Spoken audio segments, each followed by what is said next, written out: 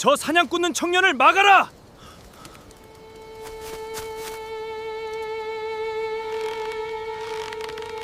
깊은 숲길을 울린 그 외침에 산새들도 날개를 멈춘 듯했다. 눈발이 희미하게 흩날리는 좁은 산길 한가운데 태자의 가마는 독한 향 스모크에 갇혀 움직이지 못했고 나무꾼과 약초꾼, 승려 행렬로 위장한 흑의 자객들이 사방에서 칼을 뽑아 달려들고 있었다.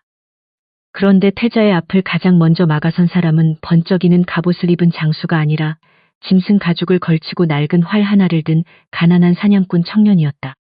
사람들은 그 청년이 왜 그 자리에 섰는지 알지 못했다. 그는 해명하지 않았고 태자에게 충성을 맹세하지도 않았으며 자신이 누구인지 밝히지도 않았다.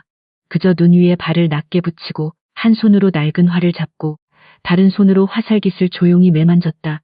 이상한 것은 자객들의 반응이었다. 그들은 천한 사냥꾼 하나쯤은 쉽게 베어 넘길 수 있다고 생각했을 터인데 청년의 활 시위가 반쯤 당겨지는 순간 몸을 멈칫했다. 왜 흑의 자객들은 낡은 활 하나를 보고 흔들렸을까? 왜 늙은 호위장은 청년의 발끝을 보는 순간 얼굴빛이 변했을까? 이 이야기가 마음에 닿는다면 잠시 귀를 기울여 주시라. 이제 깊은 숲에 묻혀있던 오래된 비밀을 따라가 보려 한다. 조선의 어느 깊은 산골에는 사방이 산으로 막힌 작은 마을이 있었다.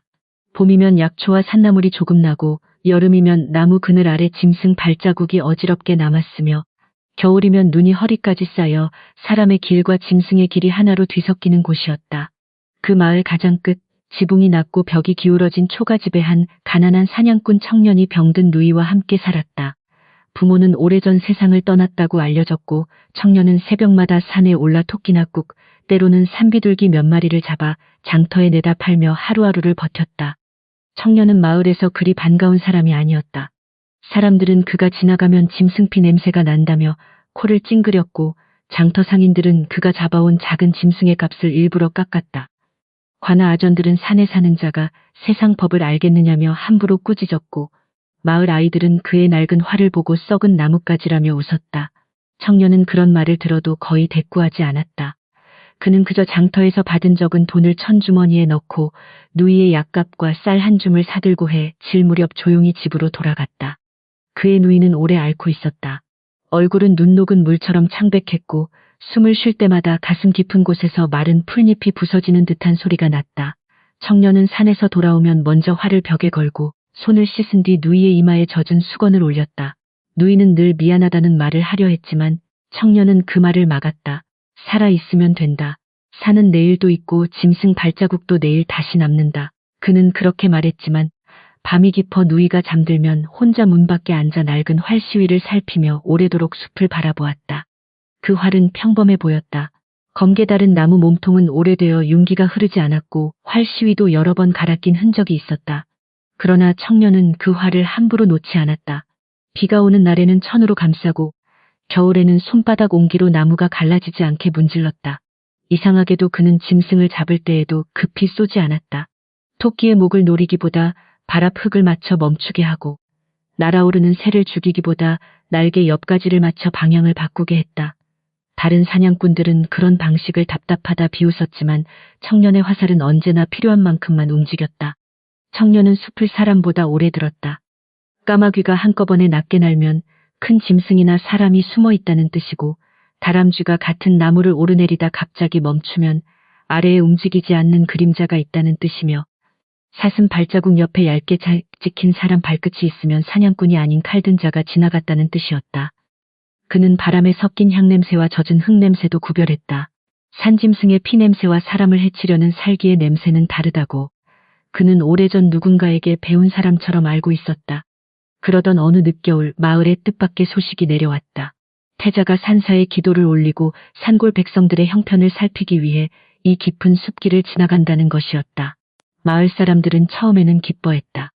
태자가 직접 온다면 관아의 횡포와 무거운 세금 이야기를 아뢰 수 있을 것이라 생각한 것이다. 그러나 곧 관아 사람들이 먼저 들이닥쳤다. 그들은 길을 닫고 쓰러진 담을 가리고 굶주린 집에는 문을 닫으라 명했다. 누군가 억울한 말을 입 밖에 내면 태자의 행차를 어지럽힌 죄를 묻겠다고 겁을 주었다. 청년은 그 모습을 멀리서 보며 아무 말 없이 화살깃을 다듬었다. 태자가 온다는 소식보다 그를 더 불편하게 한 것은 숲길에 갑자기 늘어난 낯선 발자국이었다. 약초꾼이라기에는 발 뒤꿈치가 너무 가볍고 나무꾼이라기에는 어깨보다 손목에 힘이 모였으며 승려라기에는 눈이 길보다 사람의 빈틈을 먼저 살피는 자들이 있었다. 그들은 모두 낮은 옷을 입고 있었지만 숲에 오래 산 사람의 걸음이 아니었다. 청년은 일부러 부러뜨린 나뭇가지, 눈 위에 덮어지운 발자국, 바람 반대편으로 흐르는 향냄새를 보고 마음이 점점 무거워졌다. 해가 지기 전 청년은 숲길 가장 좁은 곳으로 올라갔다. 그곳은 양쪽으로 오래된 소나무가 우거지고 아래에는 얼음이 낀 계곡이 흐르며 사람 넷이 나란히 서기도 어려운 길이었다. 태자의 가마가 이곳에 들어서면 앞뒤 호위가 갈라지고 숲 위에서 칼이 떨어지면 피하기 어려울 터였다. 청년은 눈을 쓸어내다가 가느다란 올가미 줄을 발견했다. 줄은 짐승을 잡기 위한 것이 아니었다. 높이가 사람 발목에 맞춰져 있었고 매듭은 급히 묶은 것이 아니라 오래 훈련한 손이 만든 것이었다. 그는 줄을 끊지 않고 위치만 기억했다. 그날 밤 청년은 누이 곁에 앉아 작은 불씨를 살렸다. 누이는 그의 얼굴을 보고 무슨 일이 있음을 알아차렸다. 오라버니 또 산에서 이상한 것을 보았습니까? 청년은 잠시 망설이다가 낮에 본 발자국과 올가미, 낯선 향냄새를 말했다. 누이는 겁먹은 얼굴로 벽에 걸린 활을 바라보았다. 그 길을 태자 저하께서 지나가신다면 피가 날 것입니다. 청년은 대답하지 않았다. 다만 오래된 화살통에서 깃이 검게 물든 화살 하나를 꺼내 들었다. 그것은 사냥용 화살이 아니었고 아주 오래전부터 숨겨둔 기억처럼 보였다. 새벽이 밝기 전 청년은 숲으로 다시 올라갔다. 눈은 밤새 얇게 내렸지만 낯선 발자국들은 완전히 사라지지 않았다. 그는 발자국을 따라가다 한 바위 밑에서 검은 깃털 조각 하나를 발견했다. 까마귀 귀처럼 보였지만 끝이 사람 손으로 잘려 있었고 아주 희미한 붉은 실이 감겨 있었다. 청년의 눈빛이 그 순간 처음으로 흔들렸다. 그는 그 표식을 본 적이 있었다. 아주 어릴 적인지 꿈속인지 아니면 누군가의 피 묻은 손에서였는지 분명치 않았지만 그 검은 깃털은 그의 가슴 깊은 곳에 묻혀있던 오래된 공포를 건드렸다. 청년은 검은 깃털을 품에 넣고 마을로 내려왔다. 관아 사람들은 이미 태자의 행차를 맞을 준비로 분주했다. 길가에는 붉고 푸른 깃발이 세워졌고 산사 승려들은 향로와 염주를 들고 내려왔으며 마을 사람들은 먼 발치에서 고개를 숙일 자리를 배정받았다. 청년이 낡은 활을 메고 나타나자 한 아전이 얼굴을 찌푸렸다. 너 같은 사냥꾼이 태자 저하의 행차길에 서 있으면 불길하다. 짐승피 냄새가 귀하신 분께 닿으면 어쩌려 하느냐. 청년은 고개를 숙였지만 그의 눈은 아전의 뒤쪽 숲을 향해 있었다. 태자의 행렬은 생각보다 조용히 산길로 들어왔다. 앞에는 몇몇 호위병이 섰고 가운데에는 단정한 가마가 있었으며 뒤에는 관리와 짐꾼, 산사 승려들이 따랐다. 태자는 백성들의 고통을 직접 보고 싶다 하여 지나치게 화려한 행차를 피했다고 하지만 깊은 숲은 겸손한 행렬에도 칼을 숨기기에 충분했다. 청년은 길가에 무릎을 꿇은 사람들 사이에 서서 바람을 들었다. 향냄새가 점점 짙어지고 있었다. 산사향처럼 맑은 냄새가 아니라 눈과 팔다리를 무겁게 만드는 독한 냄새였다. 동시에 숲속 새소리가 완전히 끊겼다. 가마가 좁은 소나무 길에 들어서는 순간 첫 번째 말의 고삐가 툭 끊어졌다. 말이 놀라 옆으로 뛰며 호위병들의 줄이 흐트러졌고 뒤쪽에서는 누군가 넘어지며 길이 막혔다. 산사 승려로 보이던 사내 하나가 향로를 앞으로 밀자 누런 스모크가 낮게 퍼졌다. 호위병들의 눈이 흐려지고 가마꾼들이 기침을 하며 무릎을 꿇었다.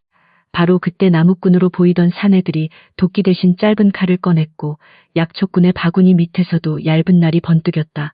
흙의 자객들이 숲의 모든 그림자에서 동시에 모습을 드러낸 것이다. 사람들은 비명을 질렀고 관리들은 뒤로 물러섰다. 태자의 가마는 좁은 길 한복판에 갇혔다. 그때 청년은 무릎을 펴고 일어섰다. 그는 도망치지 않았고 외치지도 않았다. 낡은 활을 왼손에 들고 오른손으로 길 없는 짧은 화살 하나를 꺼냈다. 가까이 있던 사람이 놀라 그를 붙잡으려 했지만 청년은 이미 한 걸음 앞으로 나가 태자의 가마 앞에 섰다. 그 순간 고위 관리가 찢어질 듯 외쳤다. 저 사냥꾼 청년을 막으라. 감히 태자 앞에서 활을 든 천한 놈을 끌어내라. 그러나 청년의 시선은 그 관리가 아니라 칼을 든 손목을 향해 있었다. 첫 번째 자객의 칼이 태자의 가마 쪽으로 내려왔다. 청년의 화살은 사람의 목이나 가슴을 향하지 않았다. 화살은 칼을 쥘 손목 바로 옆 나무 껍질에 박혔다. 자객은 본능적으로 손을 움츠렸고 그 순간 청년은 활 몸통을 돌려 그의 팔꿈치를 밀었다. 칼이 떨어졌고 청년은 발끝으로 눈 아래 숨은 올가미 줄을 걷어 자객의 발목에 걸었다. 자객은 스스로 넘어졌고 목숨은 붙어 있었다. 주변 사람들은 숨을 삼켰다. 화살 하나가 사람을 죽이지 않고도 칼의 길을 끊어버린 것이다. 두 번째 자객은 옆에 바위 뒤에서 튀어나왔다. 그는 청년이 화살을 다시 꺼내기도 전에 가마 뒤편으로 파고들었다. 청년은 당황하지 않았다. 그는 활 시위를 완전히 당기지 않고 반만 당긴 채 화살을 자객의 무릎 앞 젖은 흙에 꽂았다. 흙이 갈라지며 자객의 발이 미끄러졌고 청년은 허리에 묶고 있던 짧은 사냥줄을 던져 그의 손목을 감았다. 산짐승을 산채로 붙잡을 때 쓰는 매듭이었다. 칼은 손에서 빠졌고 자객은 눈 위에 엎어졌다. 청년은 그에게 마지막 화살을 쏘지 않았다. 흙의 자객들은 점점 당황했다. 그들은 깊은 숲에서 길을 막으면 호위병들이 움직이지 못할 것이라 계산했지만 이 가난한 사냥꾼은 오히려 좁은 숲에서 더 강했다. 그는 나무 사이의 거리 눈 아래 감춘 줄, 바위의 기울기 새가 피한 가지까지 모두 알고 있었다. 화살은 사람을 꿰뚫기보다 손을 멈추게 했고 활 몸통은 칼을 막는 지팡이처럼 움직였으며 사냥줄은 도망치는 발목을 묶는 그물이 되었다.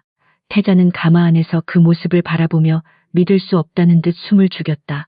천한 사냥꾼이라 불리던 청년이 숲 전체를 손에 쥐듯 움직이고 있었다. 마지막 자객 하나가 향 스모크를 뚫고 태자의 가마 옆으로 달려들었다. 그는 다른 자들보다 빠르고 칼도 작았다. 청년은 그를 향해 화살을 쏘지 않았다. 태자와 너무 가까웠기 때문이다. 대신 활 시위를 끊어질 듯 당겼다가 화살을 자객의 칼끝 앞 돌에 박았다. 돌 조각이 튀며 칼의 방향이 아주 조금 흔들렸고 그 작은 흔들림만으로도 충분했다. 청년은 몸을 낮춰 들어가 활 몸통으로 칼손을 밀고 무릎 뒤를 발끝으로 눌렀다. 자객은 태자의 가마 앞에서 무너졌다. 그 품에서 검은 깃털 하나가 떨어졌다. 숲길은 갑자기 조용해졌다. 조금 전까지 비명과 칼 부딪히는 소리로 가득했던 곳에 바람 소리만 남았다. 자객들은 대부분 살아있었고 손목과 발목이 묶이거나 무기가 떨어진 채 신음했다. 호위병들은 뒤늦게 정신을 차리고 그들을 포박했다. 고위 관리는 얼굴빛을 감추지 못한 채 다시 청년을 가리키려 했지만 늙은 호위장이 먼저 나섰다. 그는 검은 깃털을 집어들고 청년의 활과 발걸음을 번갈아 보았다. 그의 눈빛에는 두려움과 놀라움, 그리고 오래전 잊힌 이름을 떠올린 사람의 떨림이 함께 있었다. 태자는 가마에서 천천히 내려왔다. 아직 스모크 때문에 얼굴은 창백했지만 눈빛은 또렷했다. 그는 청년에게 다가가 물었다. 너는 누구냐? 어찌하여 사냥꾼의 활로 사람을 죽이지 않고 이토록 많은 칼을 막았느냐? 청년은 고개를 숙였다. 사람들의 시선이 그에게 쏟아졌지만 그는 자신의 이름을 말하지 않았다. 다만 검은 깃털을 바라보는 그의 손끝이 아주 조금 떨렸다. 늙은 호위장은 낮게 중얼거렸다. 이것은 산짐승을 잡는 활이 아니다. 오래전 사라진 왕실 산림호위의 활이다. 그 말에 숲속 공기가 다시 얼어붙었다. 청년은 아무 대답도 하지 않았다. 그는 낡은 활을 내려잡고 묶인 자객들이 살아있는지 하나씩 확인했다. 사람들은 그것을 이상하게 여겼다. 자객들이 태자를 죽이려 했는데 왜 숨을 붙여두는지 알 수 없었다. 그러나 청년에게 중요한 것은 복수나 칭송이 아니었다. 살아있는 입이 있어야 누가 검은 깃털을 보냈는지 말할 수 있고 태자가 살아야 오래된 장부가 열릴 수 있었다. 고위관리는 여전히 그를 잡아야 한다고 소리쳤지만 태자는 손을 들어 멈추게 했다. 오늘 저 청년의 화살은 내게 겨누어진 칼을 막았다. 그를 함부로 묶지 말라. 그날 밤 태자의 행렬은 산사 아래 별채에 머물게 되었다. 붙잡힌 자객들은 창고에 묶였고 호위병들은 산길과 말방을 다시 살폈다. 청년은 죄인처럼 포박되지는 않았지만 완전히 자유롭지도 않았다. 그는 늙은 호위장의 감시 아래 작은 빈방에 앉아 낡은 활시위를 다시 묶었다. 문 밖에는 병사들이 서 있었고 멀리서는 산사 종소리가 희미하게 들렸다. 청년은 품속에 검은 깃털을 꺼내놓고 오래 바라보았다. 그 표식은 오늘 처음 본 것이 아니었다. 그의 기억 깊은 곳, 피와 눈과 불빛이 뒤섞인 어느 밤에도 같은 깃털이 있었다. 창밖으로 겨울숲의 바람이 불어왔다. 청년은 병든 누이가 잠든 초가집과 오래전 어머니가 숨겨주던 낡은 화살통, 그리고 자신이 끝내 말하지 못한 이름을 떠올렸다. 태자는 살아남았지만 일은 끝나지 않았다. 누가 자객들을 산사 안으로 들였는지, 누가 향 스모크와 올가미를 준비했는지, 왜 17년 전 부모를 삼킨 검은 깃털이 다시 태자의 길에 나타났는지 아직 아무것도 밝혀지지 않았다. 청년은 활을 무릎 위에 올려놓고 눈을 감았다. 숲은 밤새 숨을 죽였고 오래 묻힌 진실은 어둠 속에서 다시 발자국을 남기기 시작했다. 청년이 숲길에서 낡은 활을 들고 태자 앞을 막아선 것은 하루아침에 생긴 용기가 아니었다. 마을 사람들은 그가 태어나면서부터 산짐승 피 냄새나는 사냥꾼이었다고 믿었지만 그의 어린 기억은 지금의 초가집보다 훨씬 깊은 곳, 왕실 산길을 지키던 숨은 초소에서 시작되었다. 그곳은 겉으로는 약초꾼과 나무꾼이 드나드는 평범한 산막처럼 보였지만 실은 태자와 왕실 행차가 산사와 절벽길을 지날 때 먼저 숲을 살폈 비밀 살림 호위들의 자리였다. 그의 아버지는 산길을 걷는 사람이었고 그의 어머니는 숲의 숨을 듣는 사람이었다. 아버지는 눈 위에 찍힌 발끝만 보고도 그 사람이 짐승을 쫓는 사냥꾼인지 칼을 품고 숨은 자객인지 알아보았다. 어머니는 까마귀가 앉지 않는 나무와 사슴이 지나가다 갑자기 돌아선 자리와 바람에 섞인 향냄새로 숲속의 위험을 읽었다. 그들은 높은 벼슬을 받지 않았고 궁궐 안에서 이름을 드러내지도 않았지만 왕실의 목숨이 깊은 산길을 지날 때 가장 먼저 어둠과 마주하던 사람들이었다. 어린 청년은 그 시절 아버지를 따라 눈 덮인 산길을 걸었다. 아버지는 아이에게 활을 먼저 쥐어주지 않고 발을 어디에 놓아야 소리가 나지 않는지, 나뭇가지가 어느 방향으로 부러졌을 때 사람이 일부러 꺾은 것인지, 짐승이 도망친 자리와 사람이 숨어있던 자리가 어떻게 다른지부터 가르쳤다. 숲은 입이 없지만 모두 말한다. 새가 멈추고 눈이 눌리고 가지가 틀어지고 흙이 뒤집히면 누군가 지나갔다는 뜻이다. 사람은 거짓을 말해도 발자국은 거짓을 모른다. 어머니는 밤마다 아이를 품에 안고 숲 가장자리로 나갔다. 달빛이 나뭇잎 사이에 걸리면 그녀는 조용히 귀를 기울이게 했다. 멀리서 부엉이가 한 번 울면 평온한 밤이고 두 번 끊어 울면 낯선 발걸음이 있다는 뜻이며 산새가 한꺼번에 하늘로 오르면 큰 짐승보다 더 무서운 사람이 숨어 있을 때가 많다고 했다. 아이는 처음엔 그것을 무서운 이야기처럼 들었지만 세월이 지나며 어머니가 가르친 것은 숲을 두려워하라는 말이 아니라 숲이 남긴 작은 증언을 함부로 지나치지 말라는 뜻임을 알게 되었다. 그 무렵 궁궐 안에서는 태자를 둘러싼 어두운 다툼이 자라고 있었다. 군주의 병세가 깊어지고 어린 태자가 언젠가 왕위를 이을 것이라는 말이 퍼지자 일부 대신과 외척들은 겉으로는 충성을 말하면서도 속으로는 다른 길을 팠다. 궁궐 문지기의 이름이 바뀌고 산사 기도기를 맡은 관리가 바뀌고 왕실 행차의 장부가 조금씩 고쳐졌다. 높은 문서 위에서는 모든 것이 평온해 보였지만 산길을 지키던 사람들의 눈에는 숲의 숨이 점점 거칠어지고 있었다. 청년의 부모가 처음 검은 깃털을 발견한 것은 어린 태자가 산사에 기도하러 가기로 한 사흘 전이었다. 아버지는 절벽 아래 좁은 숲길을 살피다가 일부러 꺾어둔 소나무 가지 틈에서 검은 깃털 하나를 찾아냈다. 까마귀 귀처럼 보였지만 끝이 칼로 반듯하게 잘려 있었고 아주 가느다란 붉은 실이 감겨 있었다. 어머니는 그것을 보자 얼굴빛이 변했다. 그 표식은 오래전부터 산길과 숲속 암살을 일삼던 흑의 자객들이 서로를 알아보기 위해 남기던 것이라는 소문이 있었다. 부모는 즉시 보고하려 했으나 길은 이미 막혀 있었다. 평소 왕실 산길 장부를 맡던 늙은 서리는 갑자기 병을 핑계로 사라졌고 새로운 관리는 태자의 행차길을 다시 정리한다며 모든 기록을 거두어갔다. 아버지는 몰래 다른 산림 호위에게 소식을 전하려 했고 어머니는 산사의 향을 나르는 하인들의 걸음을 살폈다. 그러나 하인들 속에는 약초꾼처럼 옷을 입었으나 손목에 칼자루 굳은 살이 있는 자들이 섞여 있었다. 숲을 지키던 사람들은 암살이 가까워졌음을 알았지만 그 사실을 궁궐 안까지 전할 길이 사라지고 있었다. 그날 밤 아버지는 어린 아들을 깨워 작은 나무 상자를 건넸다. 상자 안에는 낡은 화살촉 하나, 검은 깃털을 싼 헝다, 그리고 흐린 먹글씨로 적은 짧은 기록이 들어 있었다. 내가 이것을 열 날이 오지 않기를 바란다.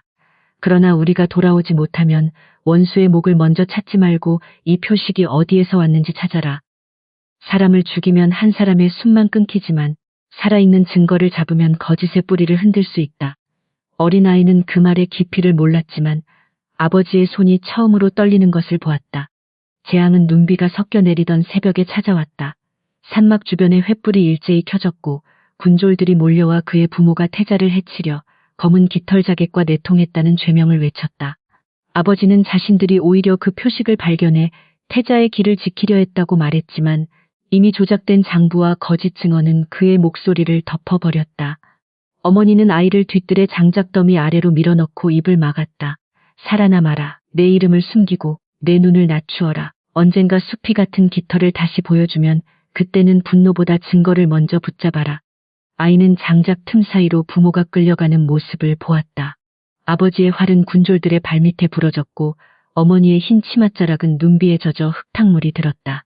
검은 옷자락을 숨긴 사내 하나가 장작더미 가까이 다가왔으나 어머니가 일부러 반대편 숲속으로 아이의 작은 신발을 던져 그의 시선을 돌렸다. 그 틈에 늙은 약초꾼으로 보이는 사람이 나타났다. 그는 장작을 주워 담는 척 아이가 숨어있던 더미를 가리고 허름한 약초 바구니 안에 아이를 숨겨 산막 밖으로 빠져나갔다. 그 늙은 약초꾼은 사실 왕실 산림 호위의 마지막 생존자 중 하나였다. 그는 한때 청년의 부모와 함께 산길을 지켰으나 궁궐 안의 다툼이 커지자 이름을 버리고 깊은 산속에서 약초꾼으로 숨어 살고 있었다.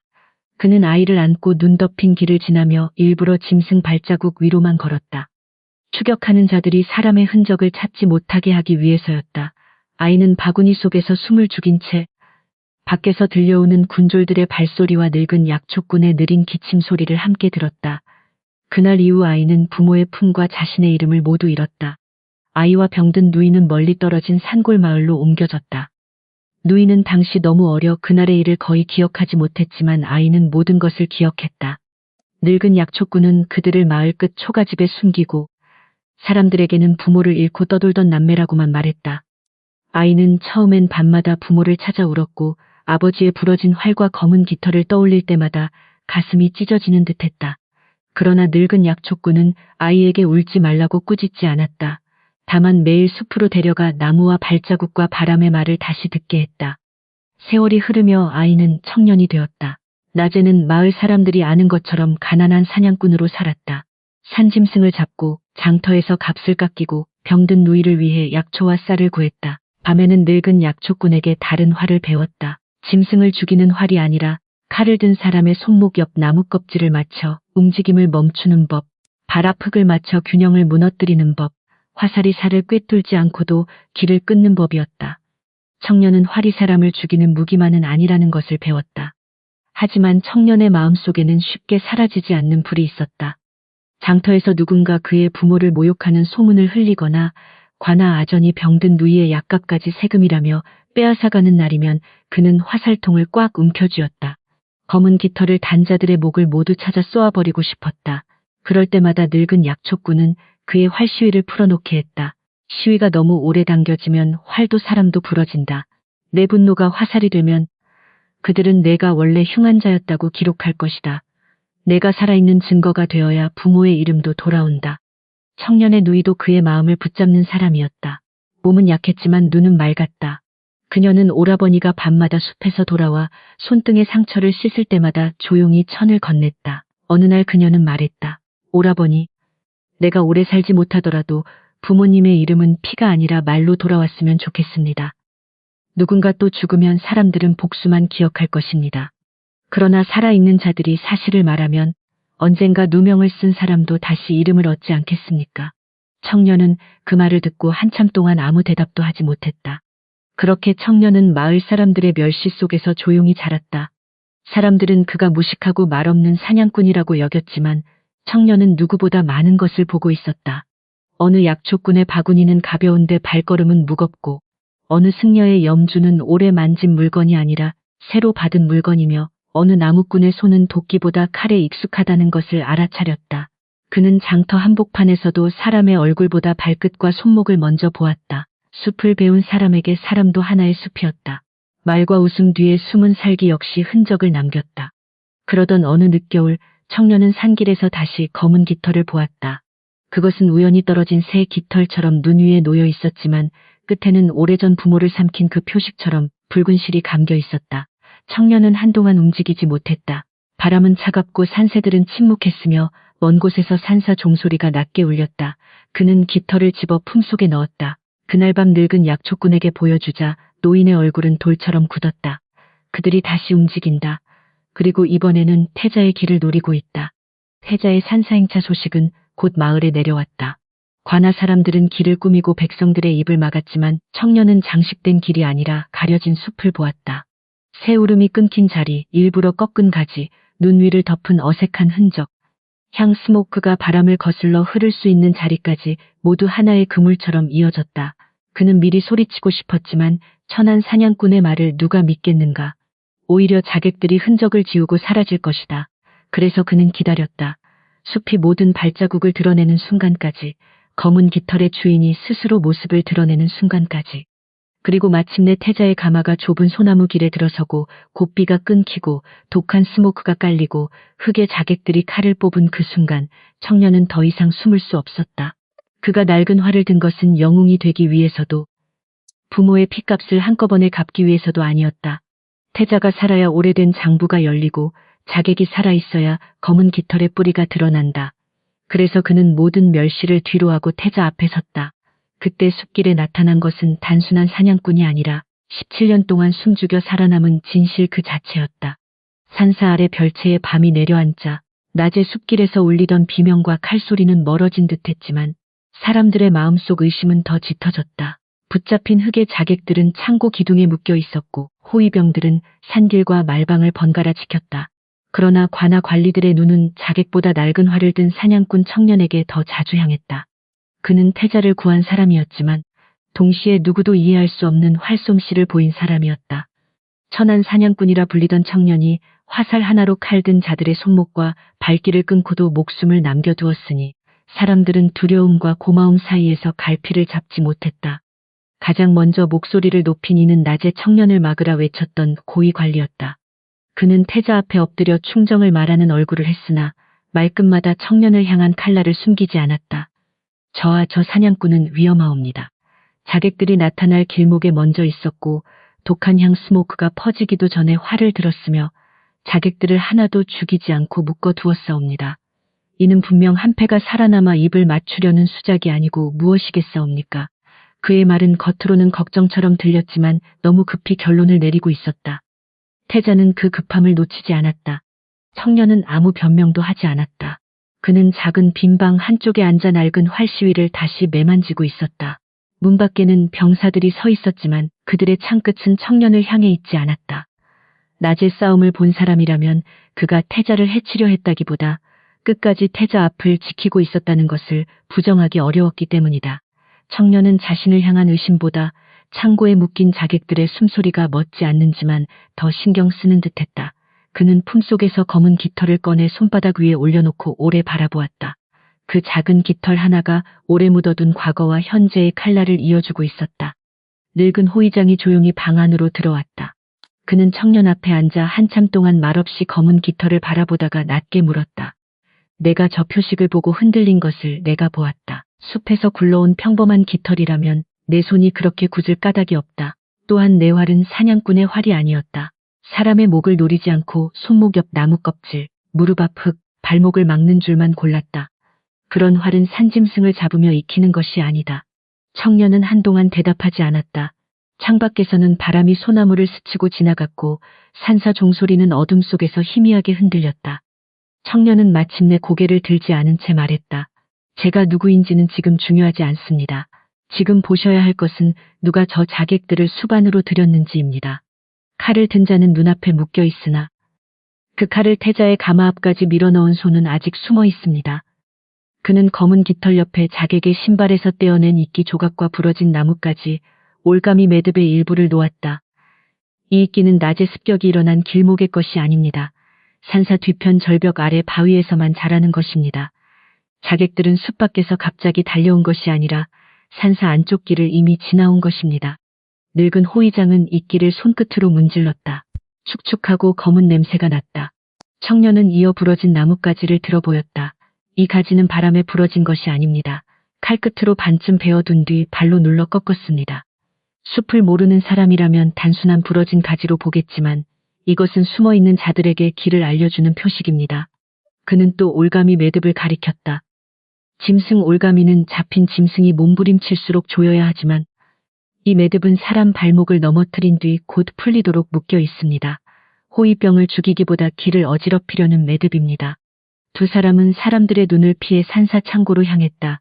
낮에는 공양미와 장작, 향로와 제기가 쌓여 있어 평범한 창고처럼 보였지만 청년은 문턱을 넘자마자 발을 멈추었다. 바닥 먼지가 한쪽으로만 밀려 있었고 장작 더미 아래에는 새로 들어온 나무가 섞여 있었다. 그는 나무 하나를 들어 손톱으로 끝을 긁었다. 겉은 마른 장작이었으 안쪽은 얇게 파여 있었고 그 안에는 짧은 칼을 숨길 수 있는 빈틈이 있었다. 늙은 호위장의 얼굴이 굳었다. 태자가 기도하러 온 산사 창고 안에 이미 자객의 무기가 들어와 있었던 것이다. 청년은 향항아리 쪽으로 다가갔다.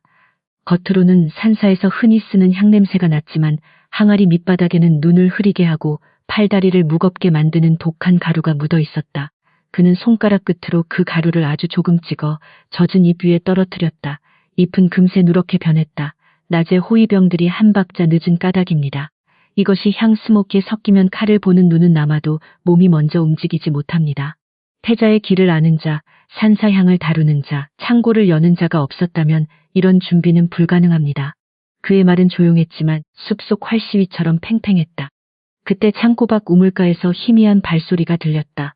청년은 늙은 호위장의 팔을 잡아 멈추게 했다. 두 사람은 장작더미 뒤로 몸을 숨겼다. 잠시 뒤 산사 하인처럼 보이는 젊은 사내가 우물가에 나타나 주변을 살피더니 품속에서 작은 종이 봉투를 꺼내거나 서리에게 건넸다. 서리는 그것을 받아 소매 안에 넣고 급히 산사 옆 장부방으로 사라졌다. 늙은 호위장이 곧바로 뒤쫓으려 하자 청년은 낮게 말했다. 지금 잡으면 꼬리만 남습니다. 저 봉투가 어디로 가는지 누가 장부를 고치는지 보아야 합니다. 그들은 멀찍이서 서리를 따라갔다. 장부방 안에서 서리는 등잔을 가리고 봉투를 펼쳤다. 그 안에는 태자의 다음 행로가 적힌 종이가 있었다. 원래 태자는 산사 앞마당에서 짧은 기도를 마치고 별채로 돌아갈 예정이었다. 그러나 새로 적힌 장부에는 밤중에 산사 뒤편 숲속 제단에서 따로 기도한다는 일정이 덧붙어 있었다. 그곳은 나무가 빽빽하고 바위와 계곡이 얽혀 있어 호위병들이 넓게 펼쳐 설 수 없는 자리였다. 청년의 눈빛이 어두워졌다. 첫 번째 화살은 숲길 입구에서 빗나갔습니다. 두 번째 칼은 밤의 제단에서 기다릴 것입니다. 늙은 호위장은 즉시 태자에게 밤 기도를 취소하자고 아뢰려 했다. 그러나 청년은 고개를 저었다. 저하께서 피하시기만 하면 그들은 사라질 것입니다. 그러면 산사하인 장부설이 길을 닦은 나무꾼, 향을 나른 어린 아이들부터 입을 잃게 됩니다. 높은 자들은 늘 낮은 손을 빌려 칼을 숨기고 실패하면 그 낮은 손을 먼저 잘라냅니다. 이번에도 배우는 안개처럼 흩어지고 숲길을 걸었던 낮은 사람들만 죄인이 될 것입니다. 그 말에는 단순한 추측이 아니라 오래전 그런 방식으로 가족을 잃은 사람의 아픔이 배어 있었다. 그날 밤 태자는 작은 방에서 청년과 늙은 호위장만을 조용히 불렀다. 등잔불은 낮게 흔들렸고 탁자 위에는 검은 깃털, 절벽 이끼, 독한 향가루, 올가미 매듭, 속을 파낸 장작, 새로 고쳐진 행차 장부가 놓였다. 태자는 그것들을 하나씩 살핀 뒤 청년을 바라보았다. 내가 말한 대로라면 오늘의 자객은 단지 숲에서 튀어나온 칼이 아니라 산사와 관아 안쪽에서 길을 얻은 자들이구나. 청년은 고개를 숙였다. 그렇습니다. 저하를 노린 것은 칼끝뿐이 아닙니다. 길을 바꾼 붓, 향을 섞은 손, 낮은 사람의 입을 막은 두려움까지 같은 그물 안에 있습니다. 태자는 오래 침묵했다. 낮의 습격에서 자신을 향해 날아오던 칼보다 그 칼이 아무도 모르게 길을 얻었다는 사실이 더 섬뜩했다. 그렇다면 너는 내가 밤 제단으로 가야 한다고 말하는 것이냐? 다시 칼 앞에 서라는 뜻이냐? 청년은 천천히 대답했다. 저하께서 무모하게 위험 속으로 들어가시면 안 됩니다. 다만 그들이 아직 성공할 수 있다고 믿게 해야 합니다. 믿을 만한 호의만 숨기고 산사 하인과 어린 길잡이들을 먼저 보호해 주십시오. 그리고 붙잡히는 자객을 죽이지 말아 주십시오. 죽은 입은 숲에 묻히지만 산 입은 검은 깃털의 주인을 말할 수 있습니다. 늙은 호위장은 태자를 바라보며 무겁게 고개를 끄덕였다. 그는 전장에서 수많은 칼을 보았지만 이번처럼 장부와 향, 올가미와 낮은 사람들의 두려움이 함께 엮인 칼은 드물었다. 태자는 마침내 결심했다. 밤 기도는 예정대로 한다. 그러나 내가 그들의 그물에 그대로 걸려드는 것이 아니라 그들이 스스로 모습을 드러내게 할 것이다. 믿을 만한 병사들을 숲 양쪽과 제단 뒤에 숨겨라. 산사인과 어린 길잡이들은 몰래 보호하라. 이 사냥꾼은 여전히 짐승 가죽을 걸친 낮은 사람처럼 행렬 뒤를 따르게 하라. 명령이 내려진 뒤에도 산사 안의 공기는 쉽게 풀리지 않았다. 고위 관리는 여전히 청년을 노려보며 말했다. 저하께서 저런 천한 사냥꾼을 가까이 두시는 것은 위험하옵니다. 저놈이 진정 결백하다면 어찌 자기 이름과 집안을 말하지 않겠사옵니까? 청년은 아무 대답도 하지 않았다. 이름은 아직 꺼낼 때가 아니었다. 이름을 먼저 꺼내면 배우는 다시 숲속 깊이 숨어버릴 것이고 17년 전 부모의 억울함도 또 한 번 검은 깃털 아래 묻힐 것이다. 그는 그저 낡은 활시위를 손끝으로 누르며 마음을 가라앉혔다. 밤 기도 준비가 시작되자 산사 뒤편 숲은 이상하게 고요해졌다. 승려들은 향로와 등불을 챙겼고 짐꾼들은 제단에 올릴 물건을 나르며 길을 오갔다. 그러나 청년은 그들의 얼굴보다 손목과 발끝을 보았다. 어느 짐꾼의 어깨는 약해 보이는데 손목만 단단했고 어느 승려의 염주는 오래 만진 물건이 아니라 새로 받은 듯 윤이 났으며 어느 하인의 신발에는 산사마당 흙이 아니라 절벽 이끼가 붙어 있었다. 그는 큰 소리를 내지 않았다. 아직은 숲이 모든 그림자를 드러내지 않았다. 작은 말방 옆에서는 또 다른 단서가 나왔다. 어린 길잡이 하나가 떨리는 얼굴로 청년에게 다가와 낮에 말고삐를 손본 사람이 원래 말방 사람이 아니었다고 속삭였다. 그 아이는 누군가 자신에게 길을 잘못 알려주라는 말을 했고 거절하면 병든 아버지를 관하로 끌고 가겠다고 협박했다고 했다. 청년은 아이를 꾸짖지 않았다. 그는 아이의 손을 보고 손톱 밑에 묻은 검은 가루와 작은 깃털 조각을 확인했다. 내가 본 것을 말하면 너는 죄를 덜기 위해 도망치는 아이가 아니라 태자를 살릴 수 있는 눈이 된다. 아이는 그 말을 듣고 울음을 삼켰다. 청년은 그 아이의 말을 늙은 호위장에게 전했고 호위장은 아이와 말방 사람 몇을 조용히 보호하게 했다. 말방 뒤편에서는 끊어진 고삐 조각과 검은 깃털 끝에 감긴 것과 같은 붉은 실이 발견되었다. 이제 그물의 모양은 더욱 분명해졌다. 흙의 자객들은 단지 나무 위와 바위 뒤에 숨어있던 것이 아니었다. 산사창고, 향항아리, 말방, 장부방, 길잡이 아이의 두려움까지 모두 하나의 음모 안에 묶여 있었다. 태자를 노린 칼은 숲에서 나왔지만 그 칼을 갈아준 손은 사람들 사이에 있었다.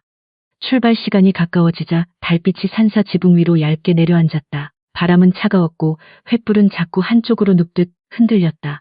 태자는 평온한 얼굴로 행렬에 올랐지만 그의 눈빛은 낮보다 훨씬 깊어져 있었다. 늙은 호위장은 믿을 만한 병사들을 나무꾼과 산사하인처럼 꾸며 숲 양쪽에 숨겼다.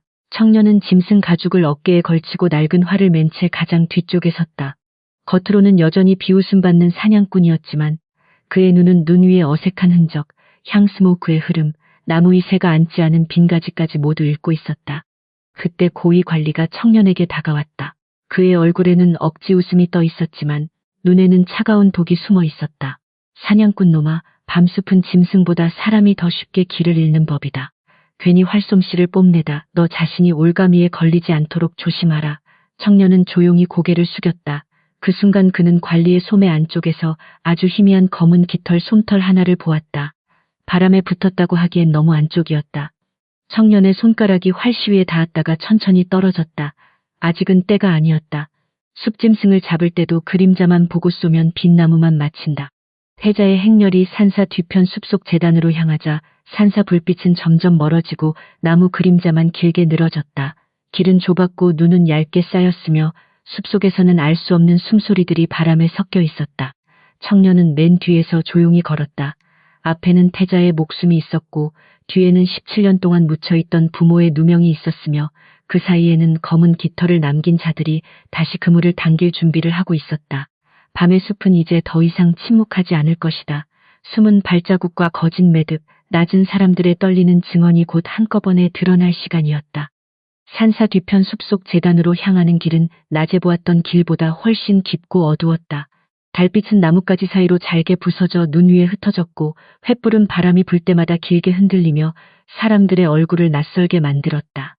태자의 행렬은 기도를 올리러 가는 것처럼 조용히 움직였지만 청년의 귀에는 그 침묵 속에 숨은 여러 겹의 숨소리가 들렸다. 나무 위, 바위 뒤, 향로 곁, 짐꾼들 사이에서 같은 박자의 긴장이 숲을 가득 채우고 있었다. 청년은 행렬 맨 뒤에서 짐승 가죽을 어깨에 걸치고 낡은 활을 맨 채 걸었다. 사람들은 그가 단지 태자의 명으로 억지로 끌려가는 천한 사냥꾼이라 여겼지만 그의 눈은 이미 길보다 길 밖을 보고 있었다. 눈 위에는 누군가 지운 발자국이 희미하게 남아 있었고 바람은 자연스럽게 흐르지 않았다. 향 스모크는 앞으로 흘러야 했으나 이상하게 낮게 깔려 사람들의 발목과 무릎 사이를 맴돌았다. 숲은 조용했지만 그 조용함은 평온이 아니라 칼을 숨긴 침묵이었다. 첫 번째 함정은 길 가장자리의 눈 아래에 숨어 있었다. 청년은 행렬을 따라가다 일부러 발을 헛디딘 척 몸을 낮추었다. 손끝으로 눈을 살짝 슬쩍 가느다란 올가미 줄이 드러났다. 높이는 사람 발목에 맞춰져 있었고 매듭은 당기면 넘어뜨리되 곧 풀리도록 묶여 있었다. 그는 큰 소리로 알리지 않았다. 숨어있는 자들이 아직 성공했다고 믿게 해야 했다. 청년은 사냥가죽에서 작은 뼈조각 하나를 꺼내 줄의 매듭에 끼워 넣었다. 줄은 겉보기엔 그대로였지만 당기는 순간 힘을 잃게 되었다. 늙은 호위장은 멀리서 그 손짓을 보았다. 청년은 고개를 들지 않고 화살통을 고쳐매는 척했다. 그것이 첫 번째 신호였다. 호위장은 곧바로 믿을 만한 병사 둘을 나무꾼으로 꾸민 채 길 옆 어둠 속으로 보냈다. 관아 관리들은 그 움직임을 눈치채지 못했다. 오히려 청년이 길을 걷다 넘어질 뻔한 것을 보고 코웃음을 쳤다. 청년은 그 비웃음을 들었지만 마음에 담지 않았다. 지금 중요한 것은 자신의 자존심이 아니라 태자의 발밑으로 뻗어오는 보이지 않는 줄을 끊는 일이었다. 두 번째 신호는 나무 위에 있었다. 겨울 숲에서도 까마귀 몇 마리는 늘 마른 가지에 앉아 있어야 했지만 재단 가까운 소나무 새 그루에는 새 한 마리도 앉지 않았다. 청년은 그 빈 가지 아래 그림자를 보았다. 사람이 오래 숨어 있으면 숲의 작은 짐승들은 먼저 자리를 비운다. 그는 갑자기 화살 하나를 떨어뜨리는 척했다. 화살은 눈 위에 떨어지는 대신 낮은 가지를 스치고 지나가 나무 껍질을 툭 건드렸다. 그 순간 위쪽 그림자가 아주 짧게 흔들렸다. 숨어있던 자객이 숨을 참지 못하고 몸을 움찔한 것이다. 청년은 그 자객을 향해 바로 쏘지 않았다. 지금 하나를 맞히면 남은 자들이 다른 길로 흩어질 수 있었다. 그는 떨어진 화살을 주워 다시 화살통에 꽂고 마치 아무것도 보지 못한 사람처럼 뒤로 물러섰다. 그러나 늙은 호위장은 이미 그 뜻을 알아차렸다. 병사 몇 명이 숲길 양쪽으로 조용히 퍼졌다. 태자는 앞에서 아무 말 없이 걸었지만 등 뒤의 기척이 달라졌음을 느꼈다. 자신이 사냥감처럼 미끼가 된 것이 아니라 숲속에 숨어있는 진짜 칼들을 끌어내는 그물이 놓이고 있다는 것을 어렴풋이 깨달았다. 재단에 가까워질수록 향냄새가 짙어졌다. 청년은 그 향이 산사에서 올리는 맑은 향이 아님을 바로 알았다. 겉에는 침향처럼 부드러운 냄새가 있었지만 속에는 혀끝을 마르게 하고 눈을 흐리게 하는 매캐함이 숨어 있었다. 그는 짐승 가죽 안에 넣어둔 젖은 솔잎 한 줌을 꺼냈다. 재단 옆을 지나며 발이 미끄러진 척 몸을 기울였고 손바닥 안에 솔잎을 향로 밑재 속으로 밀어 넣었다. 젖은 솔잎이 재와 닿자 스모크는 누렇게 변하며 힘을 잃었다.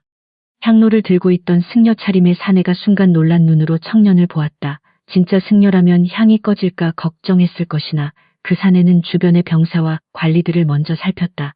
청년은 그 손을 기억했다. 염주를 굴리는 손이라기에는 손가락 마디가 거칠고 손목 안쪽에는 칼자루가 닿아 생긴 굳은 살이 있었다. 청년은 아무 말 없이 뒤로 물러섰다. 아직은 모든 그림자가 한 곳에 모이지 않았다. 숲의 짐승을 잡을 때도 너무 일찍 소리를 내면 사냥은 실패한다. 태자의 가마가 마침내 숲속 재단 앞에 멈추었다. 재단은 오래된 바위 위에 세워져 있었고 뒤편에는 검은 소나무가 둘러섰으며 아래쪽에는 얼어붙은 계곡물이 희미하게 울었다. 태자는 가마에서 내려 재단 앞에 섰다. 승려들은 낮은 목소리로 연불을 시작했고 관리들은 고개를 숙였다. 그러나 청년의 귀에는 연불보다 칼집이 살짝 흔들리는 소리, 밧줄이 나무 껍질에 쓸리는 소리, 숨을 너무 오래 참은 사람이 짧게 들이마시는 소리가 더 크게 들렸다. 고위 관리가 태자 가까이 다가가 공손히 말했다. 저하, 이 깊은 숲의 재단에서 기도하시면 산천도 저하의 덕을 받들 것이옵니다. 말은 부드러웠지만 그의 발끝은 태자가 아니라 재단 뒤 새끼를 향해 있었다. 청년은 그 발끝을 보았다. 죄를 짓기 전부터 달아날 길을 확인하는 사람의 몸은 마음보다 먼저 거짓을 말한다. 청년은 낡은 활을 천천히 손에 들었다. 그 순간 재단 왼쪽에 횃불 하나가 바람도 없는데 갑자기 꺼졌다. 어둠이 떨어지는 순간 나무 위에서 흑의 자객들이 뛰어내렸다. 바위 뒤에서는 약초꾼으로 위장한 자들이 칼을 뽑았고 승려 행렬 속에서는 염주가 풀리며 얇은 칼날이 드러났다. 짐꾼들이 내려놓은 짐 속에서는 짧은 창과 올가미가 튀어나왔다. 호위병들은 이미 대비하고 있었지만 좁은 길과 남은 향수목 때문에 한순간 늦었다. 그 한순간에 청년이 움직였다. 그는 태자 앞을 향해 뛰어들며 활시위를 당겼다. 화살촉은 사람의 목을 노리지 않았다. 칼을 쥐 손목 옆 나무 껍질을 노렸다. 첫 화살은 자객의 손목을 스치지 않았다. 대신 손목 바로 옆 나무에 박혀 칼의 진행 방향을 막았다. 자객은 본능적으로 손을 움츠렸고 청년은 활 몸통을 지팡이처럼 돌려 그의 팔꿈치를 눌렀다. 칼이 떨어지자 청년은 발끝으로 눈 아래 숨겨둔 줄을 걷어올려 자객의 발목에 감았다. 자객은 앞으로 고꾸라졌지만 목숨은 붙어 있었다. 사람들은 그 빠른 움직임에 숨을 삼켰다. 한 발의 화살이 피를 내지 않고도 칼 한 자루의 길을 완전히 끊어놓은 것이다. 두 번째 자객은 재단 뒤에서 태자의 옷자락을 노리고 달려들었다. 청년은 태자와 너무 가까운 자리에 화살을 쏠 수 없었다. 그는 활시위를 절반만 당긴 뒤 화살을 자객의 발 앞 젖은 흙에 꽂았다. 흙이 갈라지고 발이 미끄러지는 순간 청년은 사냥줄을 던져 그의 손목을 감았다. 산짐승을 산채로 붙잡을 때 쓰는 매듭이었다. 줄은 목을 조르지 않고 관절만 묶었다.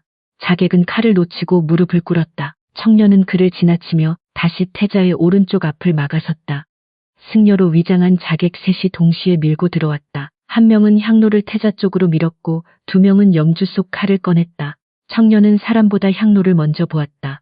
칼은 하나의 목숨을 노리지만 독한 향은 모든 호위의 눈과 몸을 흐릴 수 있었다. 그는 화살을 향로 손잡이에 맞췄다. 향로가 비스듬히 돌아가 눈 위에 엎어졌고 젖은 솔잎이 재를 덮어 스모크는 크게 번지지 못했다. 그 사이 청년은 활 몸통으로 한 자객의 손목을 밀고 다른 자의 무릎 앞 바위에 화살을 꽂아 움직임을 끊었다. 흑의 자객들은 점점 당황했다.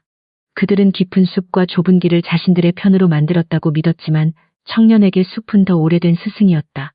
그는 나무 사이의 거리와 눈 아래 숨은 줄, 바위의 기울기와 새가 피한 가지를 모두 이용했다. 화살은 사람을 꿰뚫지 않았고 대신 칼을 쥐 손과 발이 나아갈 길을 막았다. 활은 때로 방패처럼, 때로 지팡이처럼, 때로 줄을 거는 말뚝처럼 움직였다. 늙은 호위장은 그 모습을 보며 낮게 중얼거렸다. 저것은 사냥꾼의 활이 아니라 사라진 산림 호위의 활이다. 그때 자객 우두머리가 높은 바위 위에서 모습을 드러냈다. 그는 검은 깃털이 매달린 칼끈을 손목에 감고 있었다. 그의 눈은 다른 자객들처럼 분노로 흔들리지 않았다.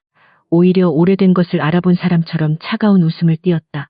그 활법은 오래전에 끊겼다 들었는데 아직 숲속에 남아 있었구나. 그 말에 청년의 눈빛이 잠시 흔들렸다. 그러나 발은 태자 앞에서 움직이지 않았다. 우두머리는 일부러 그의 과거를 건드려 보호선을 비우게 하려는 것이었다. 청년은 분노를 삼키고 활을 가로로 세웠다. 우두머리는 바위에서 내려와 짧은 쌍칼을 뽑았다. 그는 화살이 날아오는 거리를 피하려 하지 않고 오히려 청년의 활 안쪽으로 파고들었다. 활은 멀리 있는 적에게 강하지만 가까이 붙은 칼에는 약해 보였다. 그러나 청년은 뒷걸음질하지 않았다. 그는 활을 짧게 잡고 몸을 낮췄다. 쌍칼이 양쪽에서 들어오는 순간 활 몸통으로 한 칼을 밀고 화살대를 세로로 세워 다른 칼의 방향을 흘렸다. 칼끝은 그의 옷자락만 찍고 지나갔다. 청년은 숨도 고르지 않고 사냥줄을 발로 끌어올렸다. 사냥줄은 우두머리의 발목을 노렸지만 우두머리도 쉽게 걸리지 않았다. 그는 줄을 뛰어넘으며 청년의 어깨를 찌르려 했다.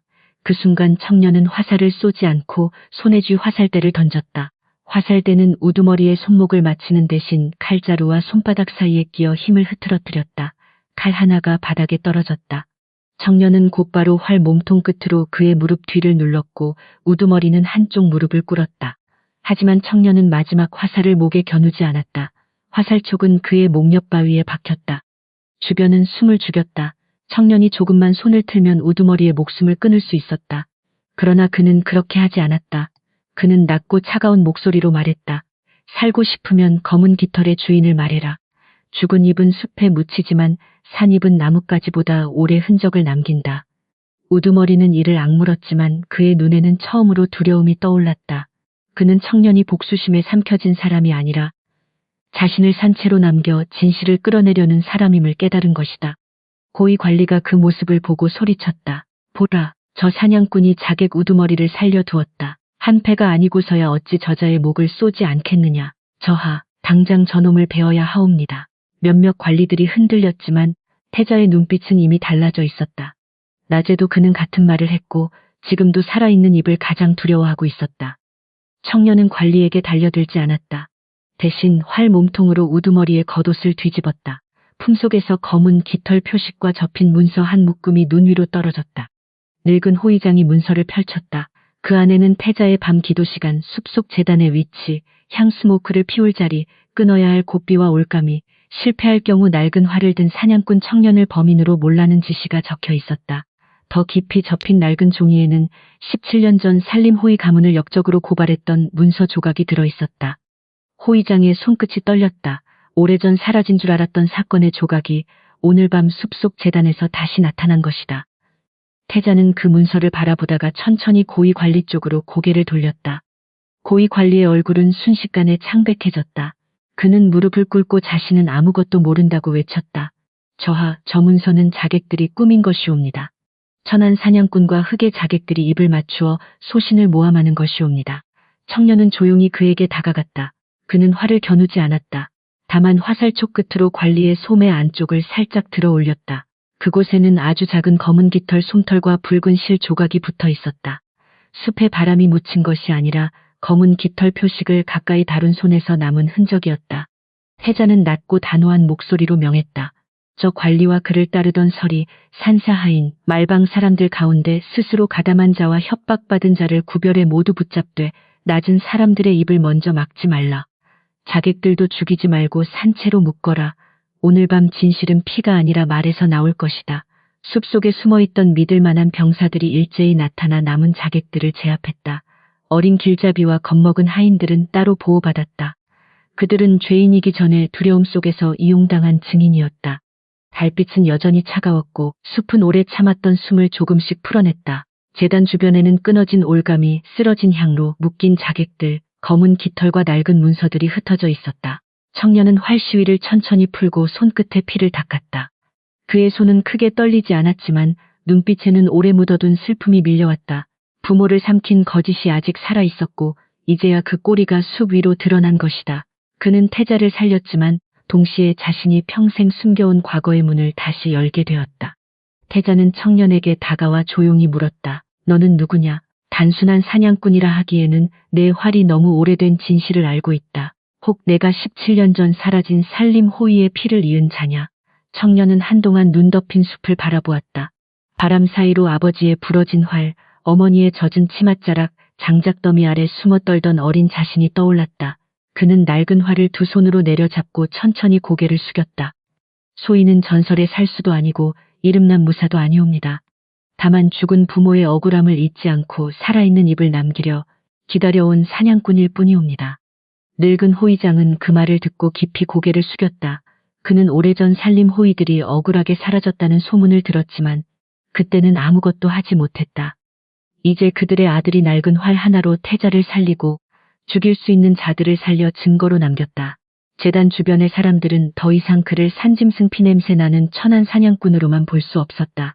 그러나 청년은 칭송을 바라지 않았다. 그의 시선은 붙잡힌 자객들과 봉인될 문서, 그리고 아직 궁궐과 관아 깊은 곳에 숨어있을 더 높은 이름들을 향해 있었다. 새벽이 가까워지자 태자는 숲속 제단과 산사창고, 장부방과 말방을 모두 봉하라 명했다. 검은 깃털, 독한 향가루, 올가미 매듭, 말고삐 조각, 자객 우두머리의 문서, 17년 전 낡은 고발 기록은 따로 봉해 궁궐로 올리게 했다. 청년은 다시 짐승 가죽을 어깨에 걸치고 낡은 활을 등에 맨 채 산사 아래 길로 걸어 내려갔다. 그러나 그가 지나가는 길에서 사람들은 더 이상 그를 비웃지 못했다. 숲은 밤새 숨겨둔 진실을 드러냈고 낡은 활은 사람을 죽이는 무기가 아니라 오래 묻힌 억울함을 세상 위로 끌어올린 증거가 되었다. 새벽 안개가 산사 지붕 위에 낮게 내려앉았을 때 태자는 숲속 제단에서 거둔 모든 증거를 봉인하게 했다. 검은 깃털 표식, 독한 향가루가 묻은 향로, 끊어진 말고삐 조각, 올가미 매듭, 자객 우두머리의 문서, 그리고 17년 전 살림 호위 가문을 역적으로 몰았던 낡은 기록은 각각 다른 상자에 담겼다. 청년은 그 과정을 멀리서 바라보며 낡은 활을 품에 안았다. 밤새 칼날을 막은 활은 여전히 초라했지만 그 활 끝에 묻은 것은 피보다 무거운 진실이었다.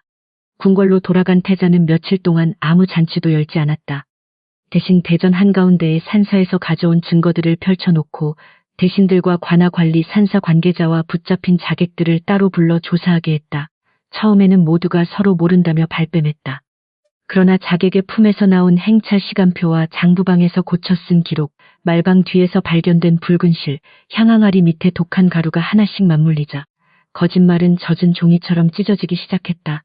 태자는 그 모든 말을 조용히 들었고 한 번도 성급히 소리치지 않았다. 붙잡힌 자객들은 끝까지 입을 다물려 했지만 산채로 남아있던 증거와 증인들은 서로를 비추는 등불이 되었다. 어린 길잡이는 누가 자신을 협박했는지 말했고 산사하인은 어떤 관리가 밤 제단의 향로를 바꾸라 했는지 고백했으며 말방 사람은 끊어진 고삐가 태자의 말에 일부러 묶인 것이라고 털어놓았다. 그들은 모두 큰 죄를 지은 자처럼 떨었지만 태자는 그들의 두려움을 먼저 물었다. 칼을 든 자와 칼을 들도록 협박받은 자를 구별해야만 진짜 검은 깃털의 주인을 찾을 수 있었기 때문이다. 조사가 깊어질수록 음모의 뿌리는 산사와 관할을 넘어 궁궐 안쪽으로 이어졌다. 일부 대신과 지방 관아 세력은 어린 태자가 백성들의 삶을 직접 살피고 세금 장부를 고치려 하자 그가 왕위를 잇기 전에 제거하려 했다. 그들은 산길을 아는 낮은 사람들을 협박해 길을 바꾸고 향에 독한 가루를 섞고 말고삐를 약하게 만들었으며 실패하면 낡은 활을 든 사냥꾼에게 모든 죄를 씌우려 했다. 태자는 그 말을 듣고 오래도록 눈을 감았다. 자신을 향한 칼보다 낮은 사람들의 입을 막아 거짓을 키운 마음이 더 무서웠다. 마침내 17년 전의 기록도 다시 열렸다. 먼지 낀 장부에는 산림 호위 가문이 태자를 해치려 했다는 고발문이 남아 있었지만 먹물의 색과 종이의 결은 다른 문서와 맞지 않았다.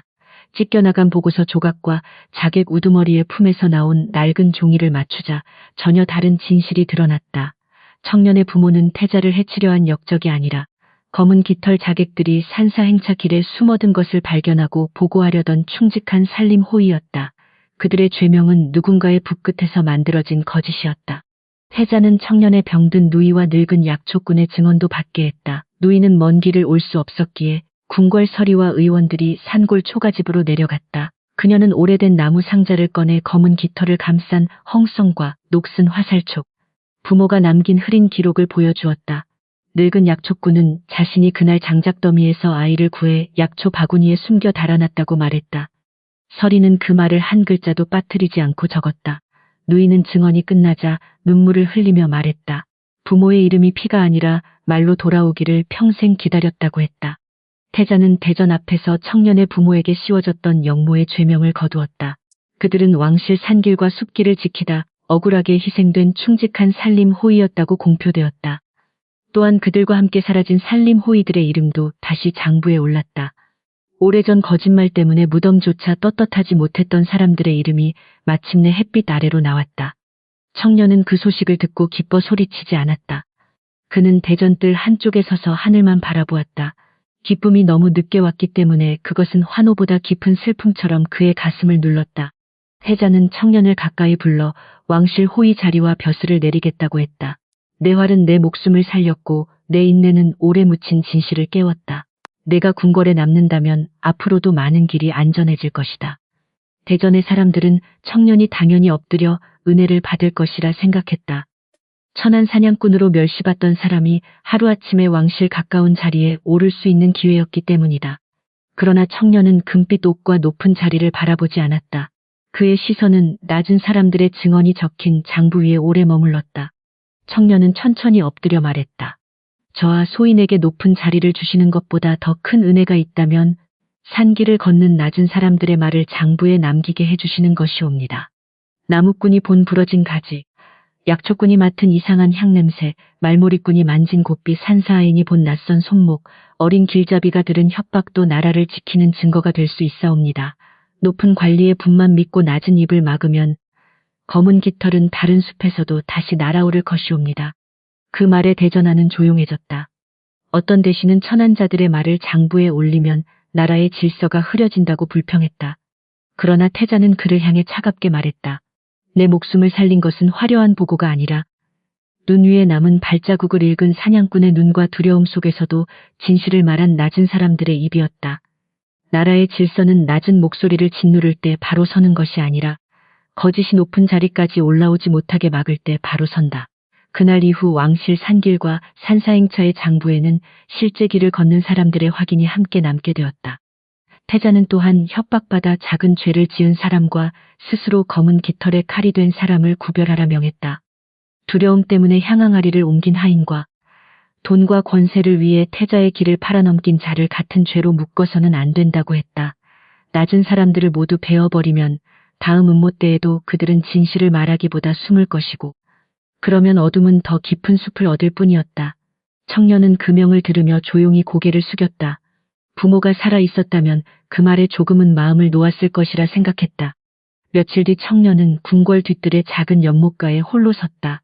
물 위에는 구름과 처마 그림자가 함께 흔들리고 있었고 바람이 지나갈 때마다 그 그림자는 갈라졌다가 다시 이어졌다. 그는 어린 시절 장작더미 아래에서 부모가 끌려가던 모습을 떠올렸다. 만약 그가 분노만 따라 살았다면 검은 깃털을 단 자들의 목을 먼저 쏘고 스스로도 흉한 자로 기록되었을지 모른다. 그러나 자객들을 살려두었기 때문에 말이 남았고, 말이 남았기 때문에 부모의 이름이 돌아왔다. 그 깨달음은 낡은 활보다 오래 그의 손에 남았다. 늙은 호위장은 청년에게 궁궐에 남으라 다시 권했다. 너 같은 눈을 가진 사람이 태자 곁에 있으면 숲길뿐 아니라 궁궐 길도 안전해질 것이다. 청년은 예를 갖추어 고개를 숙였다.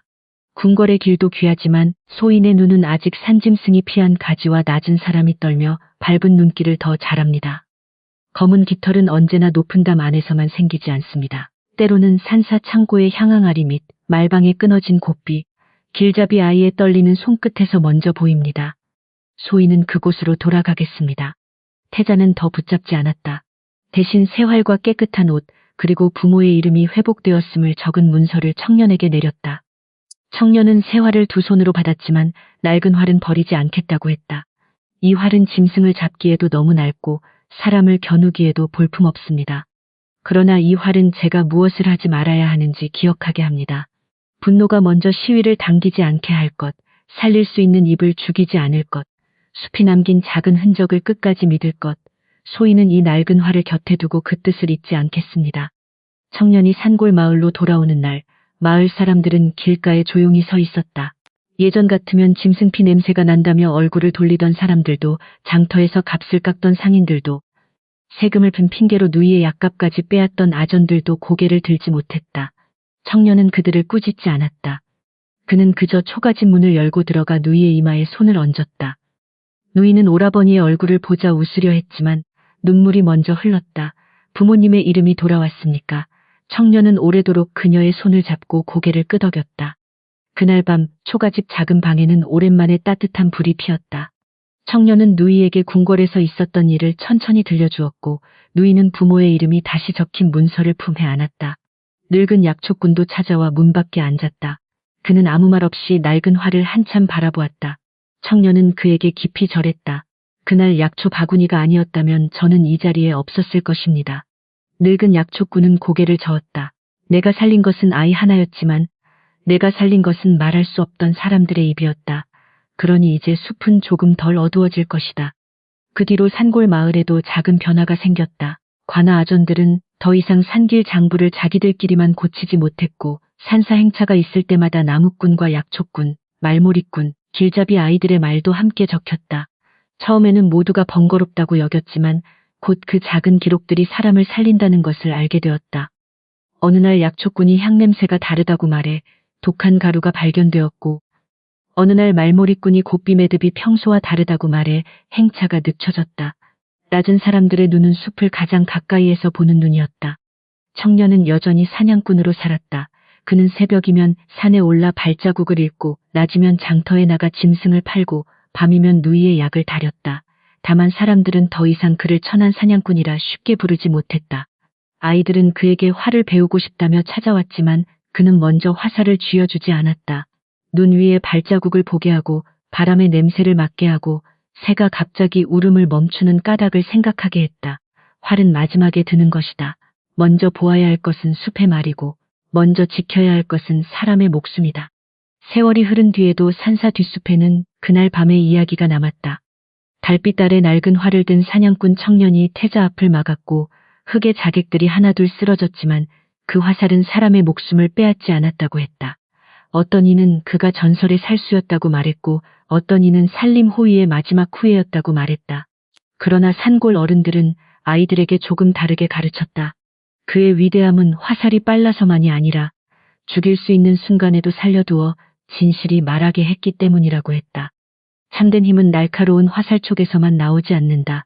참된 힘은 억울함을 품고도 무고한 목숨을 가볍게 여기지 않는 마음, 비웃음을 견디면서도 작은 흔적을 놓치지 않는 눈, 높은 사람 앞에서도 낮은 사람의 말을 잊지 않는 바른 귀에서 나온다.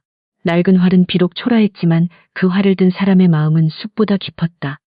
그러니 누군가를 천하다고 업신여기기 전에 그 낮은 자리에서 어떤 진실을 보고 있는지 먼저 들어야 한다.